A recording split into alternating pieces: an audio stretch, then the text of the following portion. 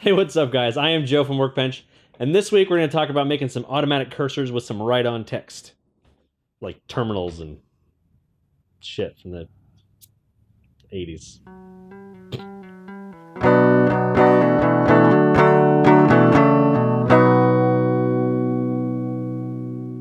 All right, this is going to be a quick tutorial, especially if you need to build something like a terminal or just a bunch of text typing on and you want to have a cursor in it. It's a really simple thing I came up with that I'm kind of surprised I never thought of before. If you're curious about getting this kind of like look with the blur and stuff, that's kind of what we did in tutorial 129. So I'll link that down below. So let's open this up and see how it's built. So basically you end up with two keyframes, and all this space to the left of the first keyframe is a blinking cursor, and then it'll blink as it types in. So it's done with just a couple of text animators, and you can turn this into a preset if you'd like. It's pretty easy. The first text animator just has opacity in it, and I called it typing. It has two simple expressions in it. This first one we'll look at, it's here in expressionist. So we're taking math.floor, which gets rid of everything after a decimal point. So we just end up with whole numbers. And inside that, we're going to put value times text.sourceText.length.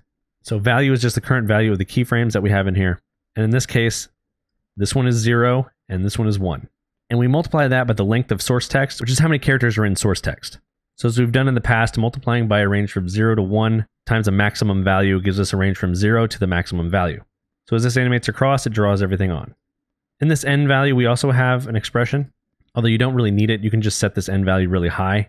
But just in case you need it, we just put text.sourceText.length in there, so that the end of the range is exactly as long as this is. Yo.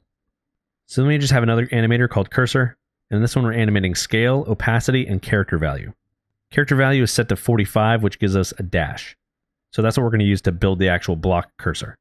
We're going to scale that cursor up to 1574%. You're going to change these values to make it look right based on whatever text you have. If we move over here and see what the cursor actually looks like, I think it'd actually look thinner if we want to. So to get that to work, you need to go into your more options here and change your grouping alignment. And I found that -86 and -36 works well. You want to get the X value to where the edge of these X's is right on the edge of your text. And then that -36 should be about in the middle where the dash is, which seems to kind of be -36 on a few different fonts. I don't know why, or if it'll always be true that way. But once you have that set, all you need to do is add an expression to your opacity, and that looks like this. It's pretty simple. It's just math.sine time times 10. So this 10 times 10 is just to speed it up a bit. We're going to do it on time so that it just goes over and over again. And this math.sine will give us a value from -1 to 1. The negative values will basically get ignored because there's no negative opacity. So that'll give us a nice pause in between. And then we multiply that out by 100. Because again, 0 to 1, we're going to multiply by a maximum number so that we get a range from 0 to the maximum number. So that'll give us a nice blinking. And then the last thing you need to do, and the thing that I forgot to actually show when I first put up this tutorial, is open up this range. And we're going to add an expression to the start and end property of the ranges. Let's click on this and bring it up in expressionist. This one's simple. All we're doing is grabbing the range from the other animator, the one that I'm calling typing, and we're just getting the start property from that one, so that they're the same. And then in end, we're adding this expression, and that's just looking at the start parameter of this range, and then adding 1 to that. This makes sure that our range is only 1 character long, and at the beginning, while typing is just set to 0, this range will be from 0 to 1, so it'll just be the first character. That's what makes the first character always show up and always blink. And this +1 is why at the end it goes away. So this range is always 1 ahead of the start value, so our cursor always shows up at the end. And that's all you need to do to have automatically animating text with cursors. If for some reason you want this to keep blinking at the end, there's like a kind of convoluted process you can go through, but what's easier is just take another text layer, and then you just move these keyframes back so that you have all the space in the beginning for it to blink. And then if you're curious, I made this little loading indicator by just animating source text.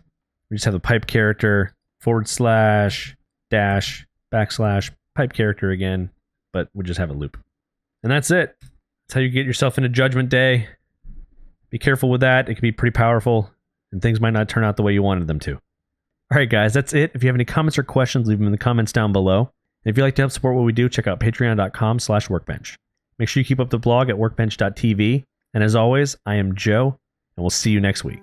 Bye.